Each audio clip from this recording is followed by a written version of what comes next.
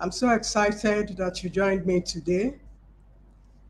I'm Grace Obi Johnson and the founder of the Grace Johnson Leadership Institute.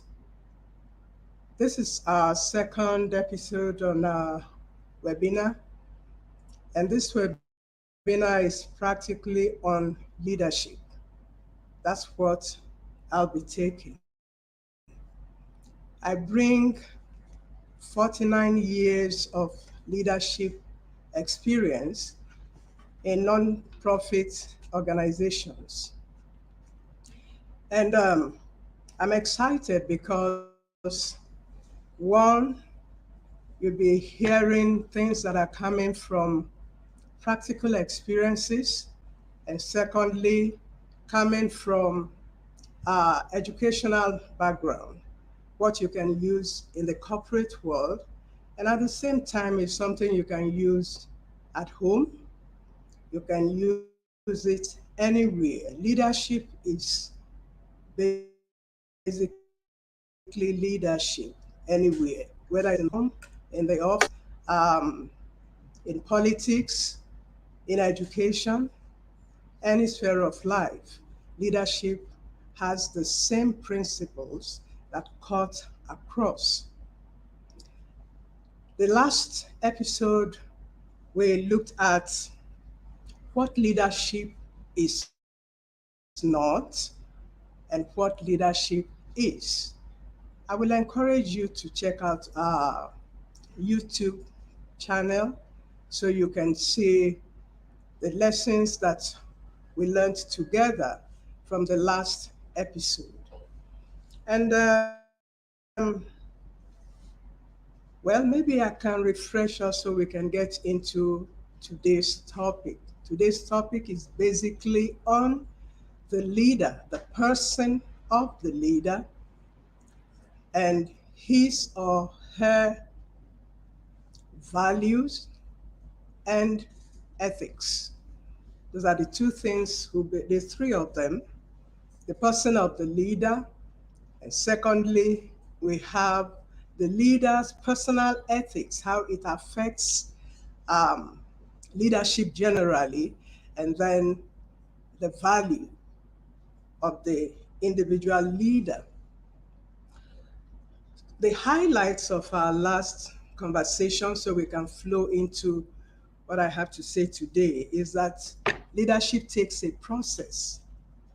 Leadership is not about your position. The position is okay, you need a position to function, but it is not the position that makes you a leader. And leadership is not your title. It's not that title that makes you a leader. You must be a leader before you get to that position, before you earn that title. But leadership is a process. It's something that you intentionally work at. And leadership is also influence. That's a powerful word for us to study and dissect. And leadership is influence. The way the life of the leader affects the follower. And leadership occurs in groups. That's the third point. Leadership occurs in groups. In other words, you can't say you're a leader and you are all by yourself. It has to be within a team, within an organization, within a family, within a nation. It occurs in groups. And that tells you that there will be need to acquire people skills that will enable you manage relationships. So leadership occurs in groups. And the fourth one and the last, of what we discussed in the last webinar is that leadership includes attention to common goals. It's not just about an individual's goal. It's a common goal that is shared.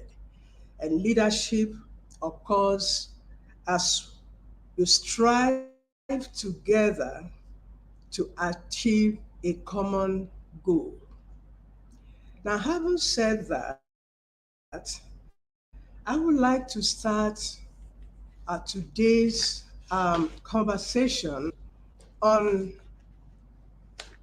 fixing the leadership deficit in Africa. I will start from there and then I will come down to um, the person of the leader and the value and ethics of the leader. Now, in Africa, if you are like me, I've wondered why things have not been working the way they work in other parts of the world. There could be several reasons.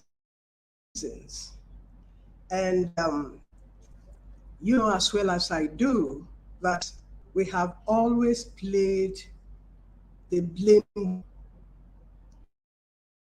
It is either the colonial masters, or it is the geography of Africa, or it is um, the climate state of Africa. We have so many reasons to give ourselves why Africa is more like a failed state. It is something that bothers the heart, that why can't Africa function and compete with the rest of the world? What is different about Africa? What do the other parts of the world have that Africa does not have? And I can tell you, Africa has much of the things that the other parts of the world have. In fact, other parts of the world exploit Africa. They see the resources we have in Africa and they exploit Africa. So it is not that Africa is deficient in resources. We have the human resource, we have the mineral resource, we have every resource that any other nation has. But we need to look at a critical question. We have gone through so many transitions. In the 60s and 70s, we had um, were very aggressive, brutal, and authoritative. And from that kind of leadership style, we now had leaders in Africa who were so brutal. Their mindset was that of war. And there were so many tribal wars. There were wars, basically, tribal wars constantly going on in the continent. And we had leaders who literally slaughtered their people. And whatever little thing, the independence they gained from the colonial masters that were left in such nations were destroyed. So from the 60s, we had those brutal dictatorship.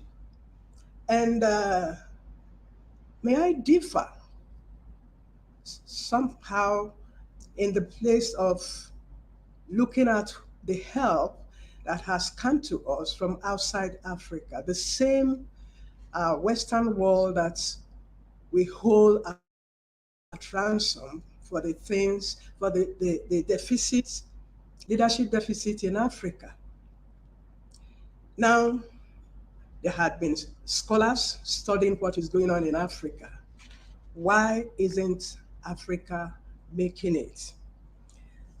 In all of this, it might interest you to know, if you don't already know, that there were scholars who were studying. There were people who were also um, studying whatever was happening in Africa. Why isn't it working for us in Africa? And they brought different ideas, different views about what could happen. Now, from those 1960s to 1970s, where we have all this brutal leadership, the West suggested that we fix the problem through having multiple party system. And Africa embraced it, and we tried it. We went from one state um, politics to the multiple ones, and it appeared to succeed for a while, achieved some purpose, at least changed the face of politics uh, in some countries of Africa. And then we went from there, and we had scholars who advanced different theories from climate change to geography of Africa to colonial antecedents to investments. Um, some of you might remember AGOA, part of allowing the African products to be brought to the West. And that has died down. We went from that to reforms. And most recently, the scholars are beginning to pay attention to a particular deficit, and that has to do with leadership. Even though in some studies they went from leadership and then began to talk about institutions, that the leadership in Africa do not respect nor honor institutions that are supposed to be checks and balances for leadership. But the truth is, the deficiency in Africa or any other part of the world is leadership. It's leadership. You can have the best technology, but you will agree with me that technology will not function without people. You need talent that will be behind the technology. So whatever system of leadership we think about, whether political, economic, people are key. People are key. And because of that, I decided for us to pay attention to the leader himself, the leader herself. And this is why in our institute, our main program is people focused leadership. People focused leadership. We focus on how to develop leadership in people.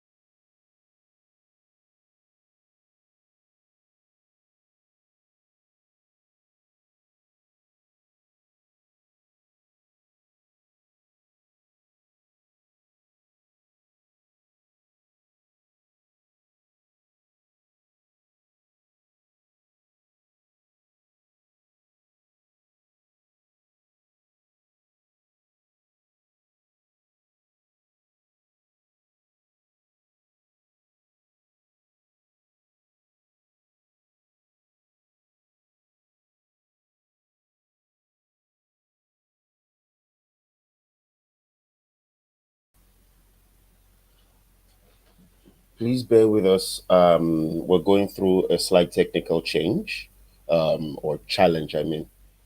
Um, we will get continued in a few minutes. So please bear with us and stay with us as we work on the technical challenge that we have. Thank you.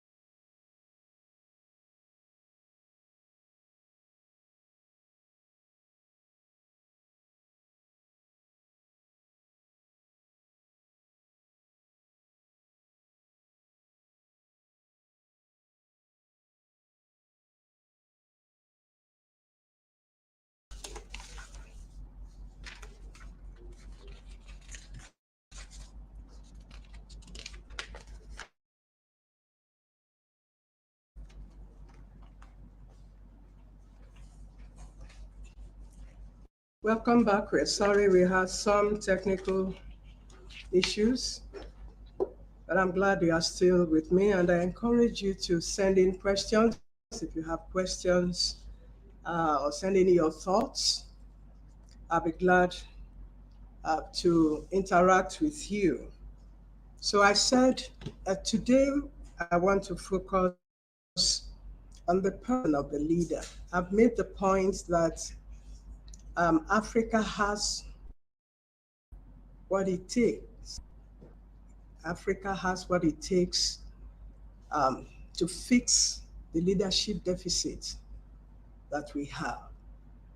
And it is more important, it should be more important to the emerging leaders, the younger ones. It should be important to you to pay attention. If you feel the pain of Africa and you feel the pain of us having all the resources we have, yet we do not know how to manage them, then the first step you need to take is set your mind at acquiring leadership skills.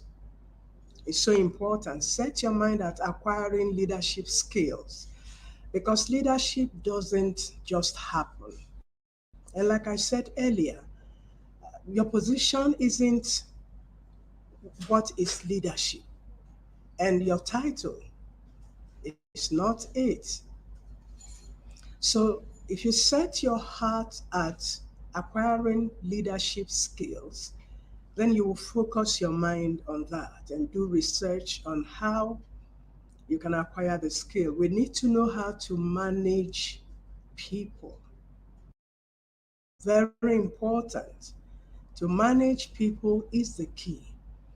I had been in leadership position for over 3 decades when I realized that even though I had been in leadership all this while, I still had a lot to learn. There were questions I could not answer. There were things, especially the management of people. You have people who don't believe in you, yet they are there with you. You have people who feel you are not qualified to be the leader, yet they are there. They are not going away saying, well, I don't think I believe he or she is a leader, so let me check out. No, they are there. And they create this undertone rubbles that you don't know how to handle. And when that happened to me, even though I had made a success of my leadership at that time, I felt that need to go and study more. And I had to go back to school. I had to go back to school, and I went back to school in my 50s, in my mid 50s to be precise. And I had to study psychology, I had to study organizational leadership and management. And that enhanced my skills. And currently, I'm still in the university. I'm still acquiring skills, people management. It should be a lifetime journey, a lifetime journey of learning how to manage people. And I can tell you at this point, I feel more confident and comfortable um, having interpersonal relationship.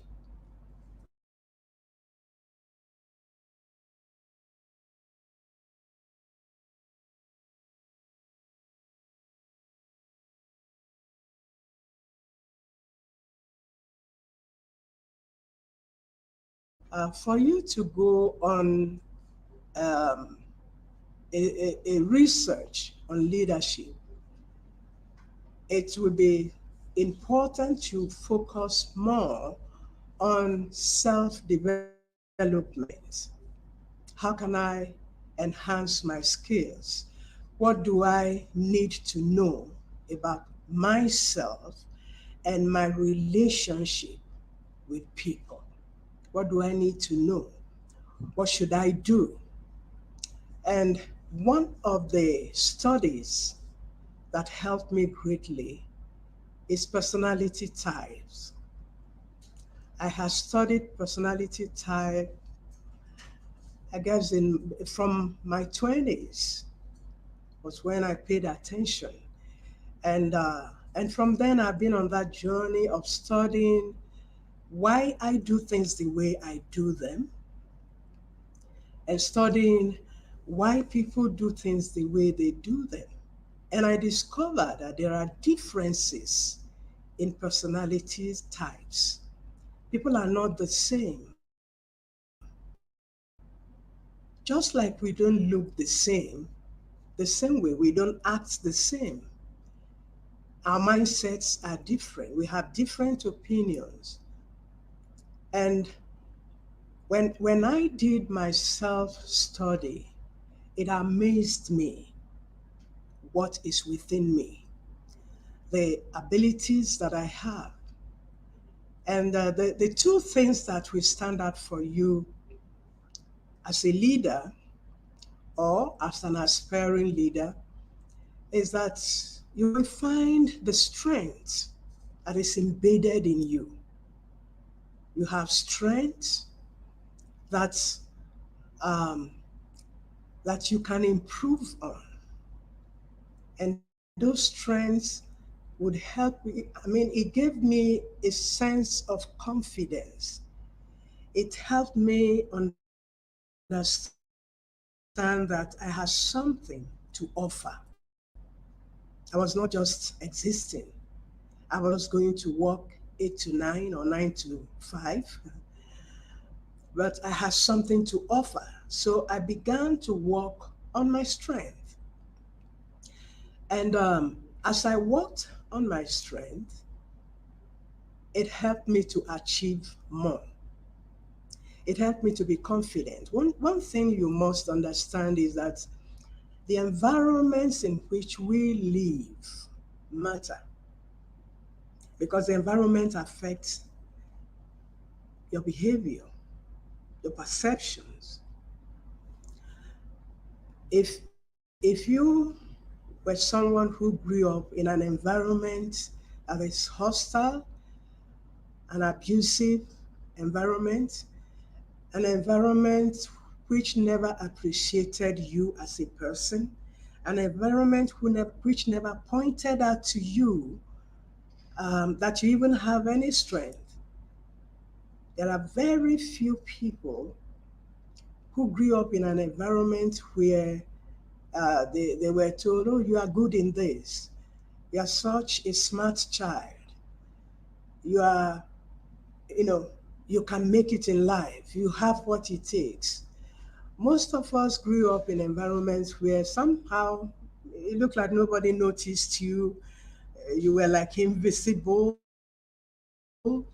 And, the adults did their things, and you find yourself, hanging nowhere. And that kind of environment does not enable you to appreciate who you are. You see yourself in the light of what others say about you and how they describe you. But when you do self development and you study the personality types, you find the strength in you and discover you really have something to offer. And I will encourage you, when you discover that, go for it. You don't need any approvals. Go for it.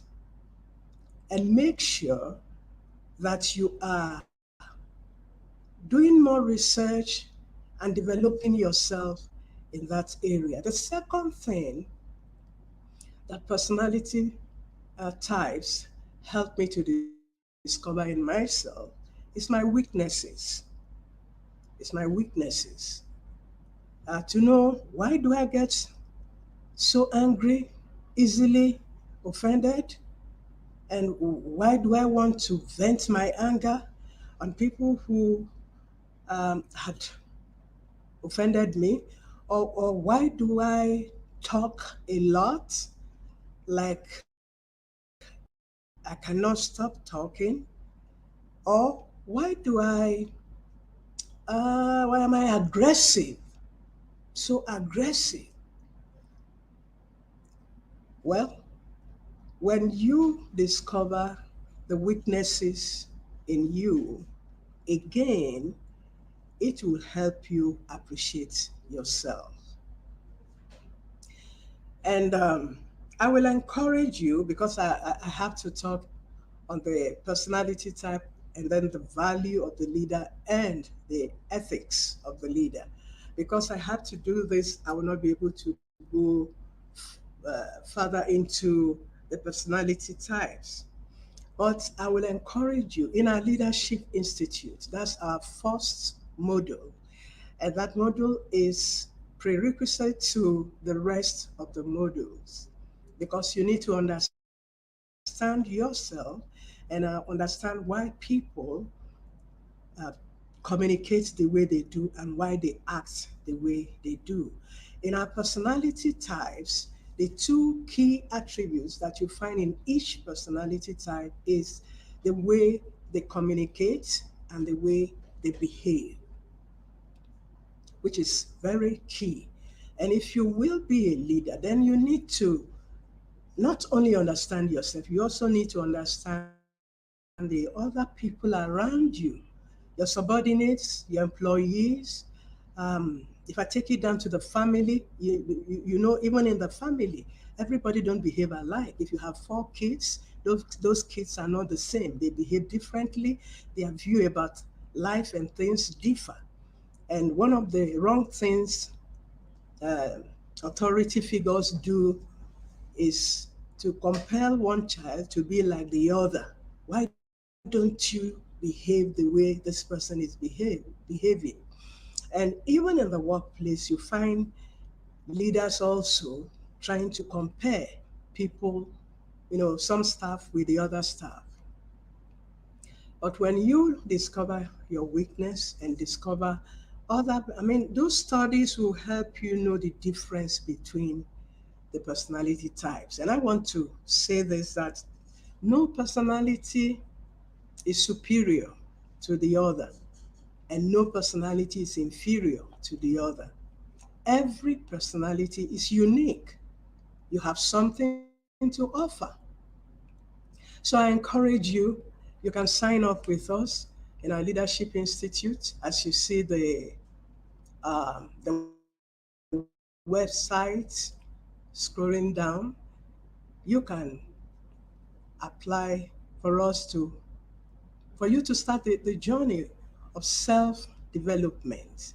At least do that first module, and you will thank us for packaging it for you. Now, I haven't talked about self-development and talking about the personality types. There are so many things you can learn about personalities. Um, if you really desire to know more, you can study it to the point where if you are single and you want to get married, you know the type of personality that you'll be attracted to and the ones that will be attracted to you.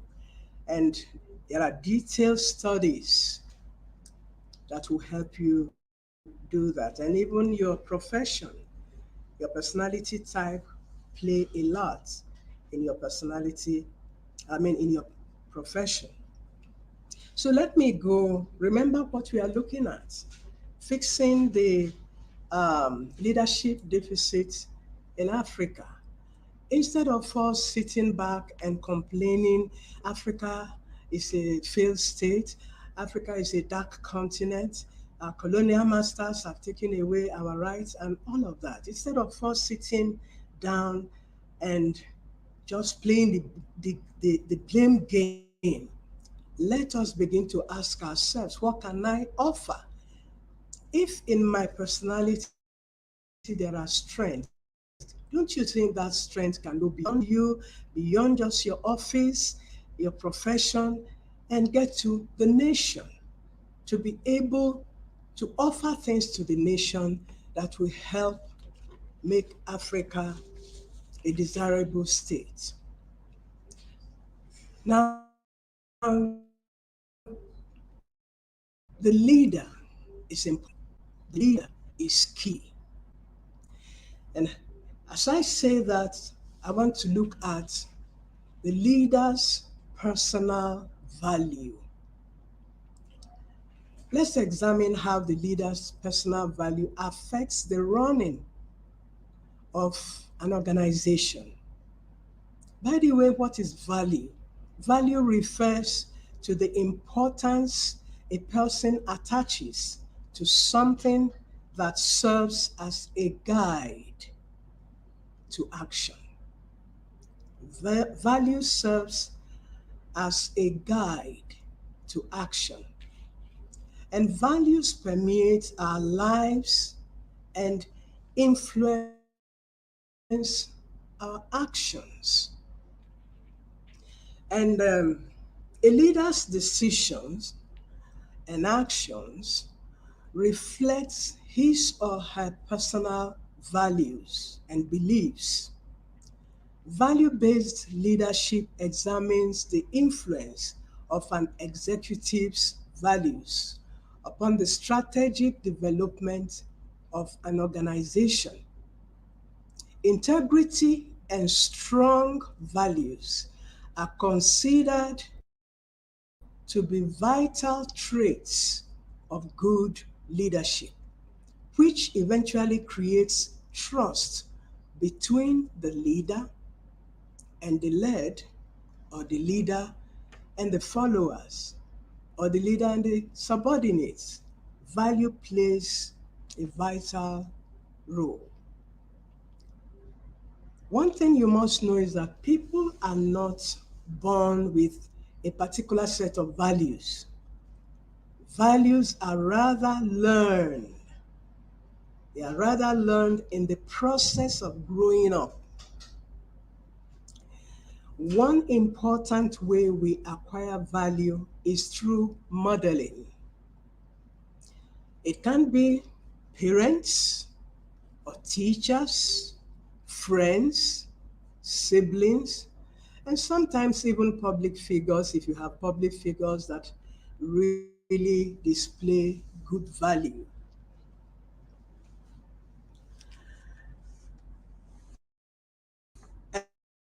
And another way in which values are learned is through communication of attitudes. Those attitudes are unstated, but implied attitudes may also shape values. If key people in your life showed no enthusiasm when you shared your dreams as a young person, you shared your dreams, your aspirations, you might not place a high value on achieving outstanding results. And one thing I know that plays another key role when it comes to a leader's personal value is your faith, your belief, your faith, maybe your religion. It also influences the values we acquire and thus becomes the basis for societal moral. The values you develop early in life are casually added to the kind of person you are now. What you have learned from your childhood is what you are still carrying on. If you had structure in your life when you were growing up, if there was that value of hard work that the people, maybe your parents or wherever life positioned you, and they taught you the value of hard work, that will be the reason why you really work hard. You wake up early enough, your mind is focused on your work for the day. You go out to your job and you do your job well because that value was what you imbibed when you were younger. If there were that was communicated to you through behavior and through attitude, you find that those morals are still with you. If you were taught that it was wrong to take people's things that are not yours, you know, it stays with you. As you grow up and you become a professional, a leader, you are conscious that you shouldn't take the organization's property for personal use. So the value of a leader, we are looking at Africa generally. Why do our leaders do the things they do? If a leader from a younger year did not have value, no personal value, there are nothing you look at limits. I must not do this. This is not allowed. When you become a leader up to the political position, that lack of value will still play out. I believe almost every person was taught that lying is not a good habit. So we avoided lying. That value will stay with us even when we become leaders. So our values, the personal value of the leader is so important. And these values are not necessarily, like I said earlier, they are not necessarily taught in the classroom. Sometimes they do, but that's not really the place you learn it. Growing up with your associations, if you are in a group of people that have self-value, you can identify with them because there are things they will not do and you wouldn't do them. But people that have little or no value, no morals, they will go. I mean, when you were younger, you did it in a little way, but then when you become a public figure and everyone is looking up to you, you can imagine how many people your lack of value will affect. Then the last part I want to speak on, I've spoken on the leaders' personality type, and then I've spoken on the leader's personal value. And then the third one is ethical leadership. Ethical leadership. A leader will learn ethical leadership. The word ethics has its roots in the Greek word ethos, which translates to customs, conducts, or character. Ethics is concerned with the kinds of values and morals an individual or a society finds desirable or appropriate.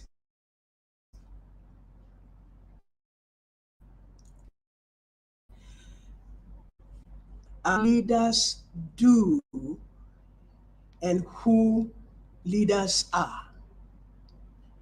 What leaders do and who they are. The choices leaders make and how they respond in a given situation are informed and directed by their ethics.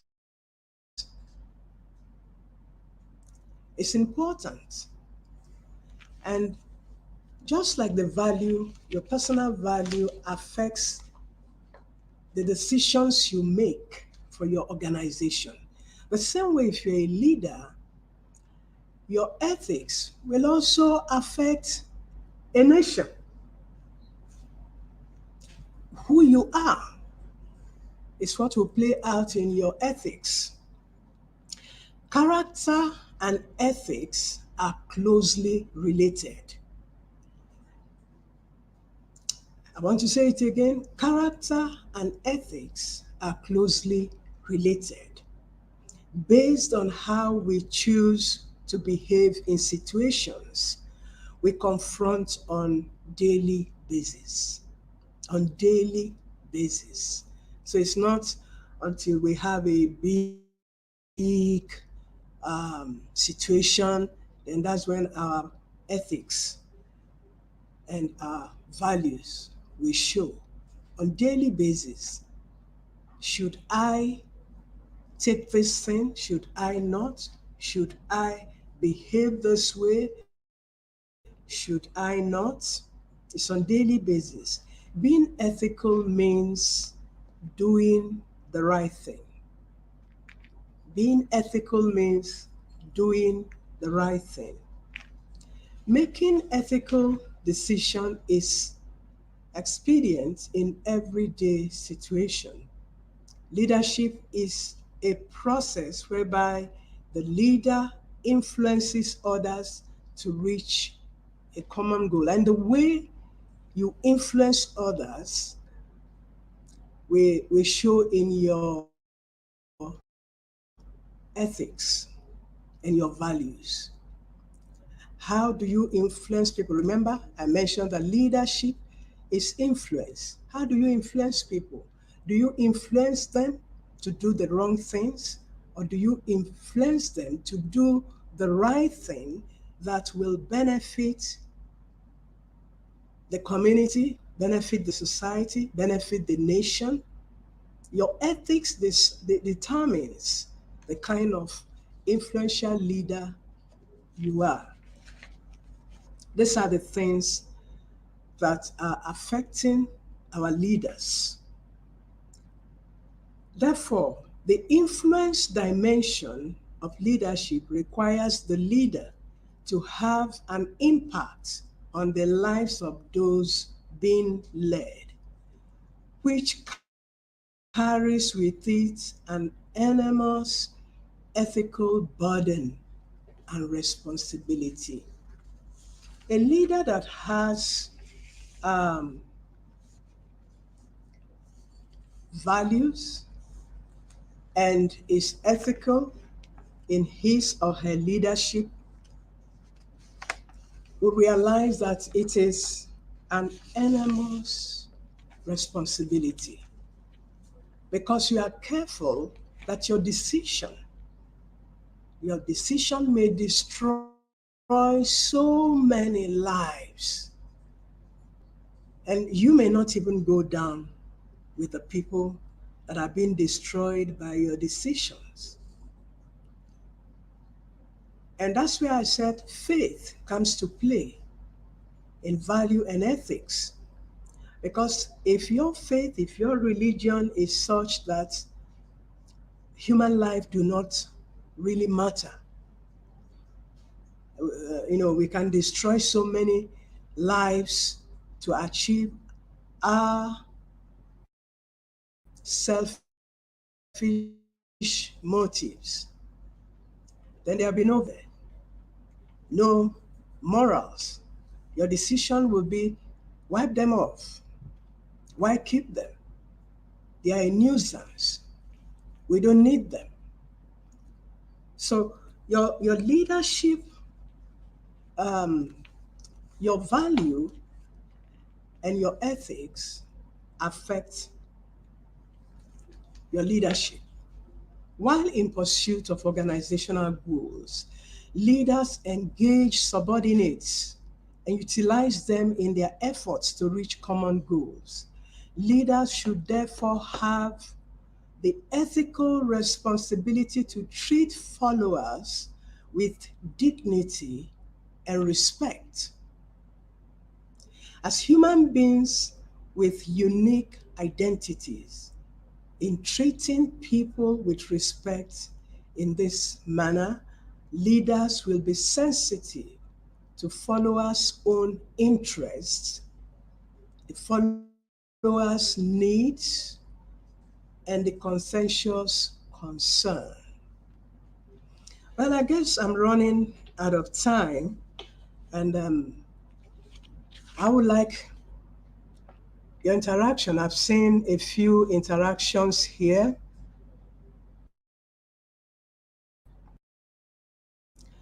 Um,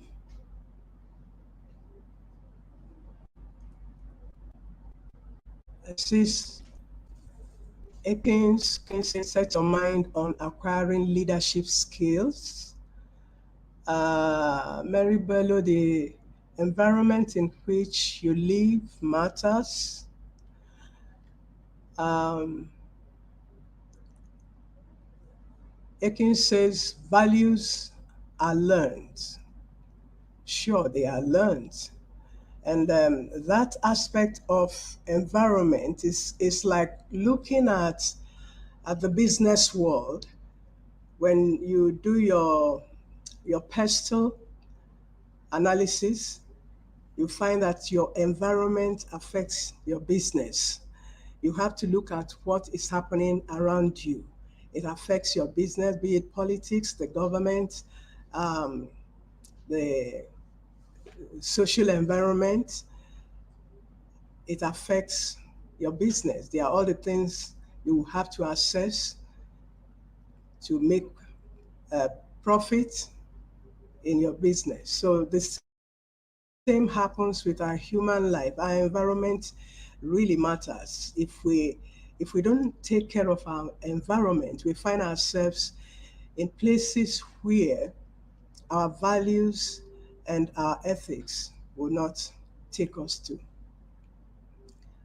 And I see another one: when I discover the weaknesses in me, it will help me work on myself. Thank you for that. Kant, um, my personal values affects my overall decision making. Yes, character is synonymous with ethics. Thank you for your comments. And I want to believe that this episode is very informative. And check our YouTube channel. You would always find these teachings and these conversations in our YouTube channel.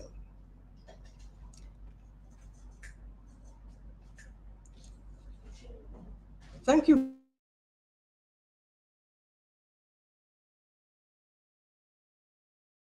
much. See you again. It's a quarterly uh, webinar.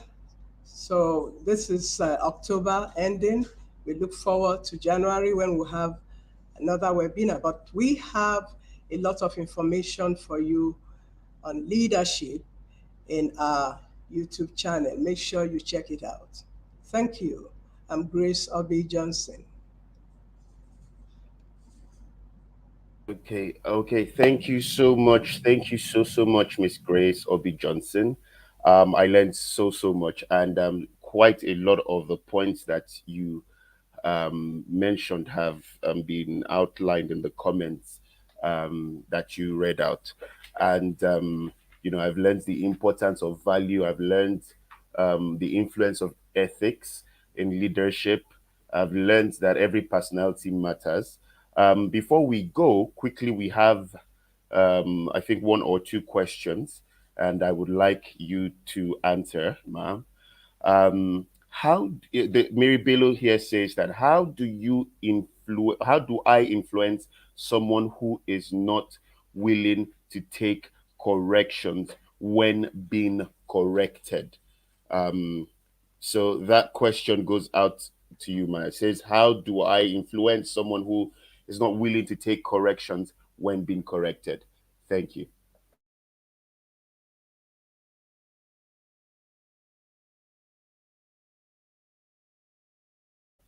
Okay, yes. The question says that how do I influence someone? Okay, so let me take it again. How do I influence someone who is not willing to take corrections when being corrected? How do I influence a person who doesn't want to take corrections when being corrected? How do I influence? Is it written somewhere that I can see it and read it? Yes, it's written on the screen or in the comment section. Oh, how do I influence someone who is not willing to take corrections when being corrected? That's why I said that leadership is a process. Um, good leadership is not, let me use the word, effective leadership is not about issuing orders to people.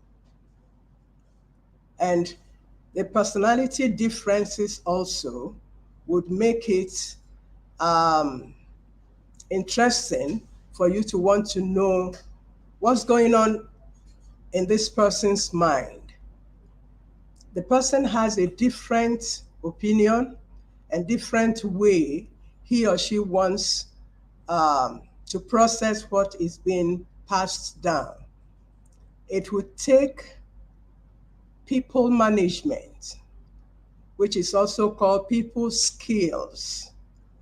Some have called it soft skills, but in my research, I found out that people management is beyond soft skills. So it would take an intentional effort to be patient, to be a good listener, and to be able to analyze what is coming from the other person. I'm sure you wonder, so how do we function in an office if we have to go through all of this? There are skills that when you learn it, it would help you.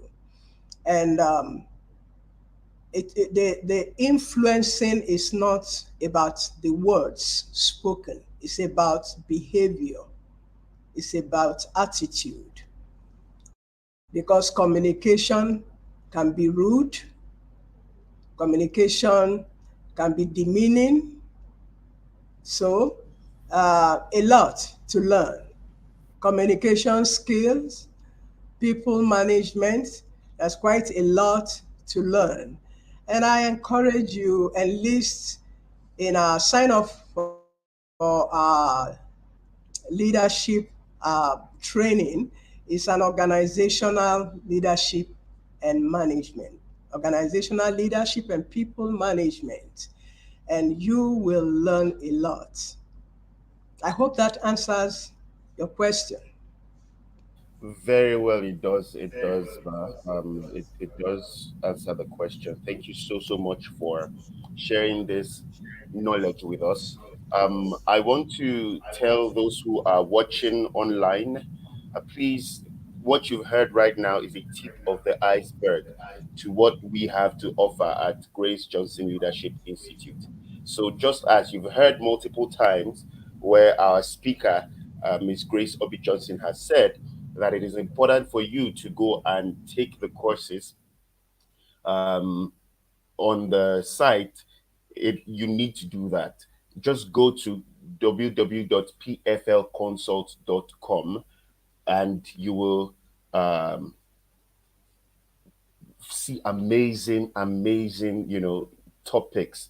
We have a 7 module course, and when you get there, you see them right there, and you see you can't put a price on learning leadership.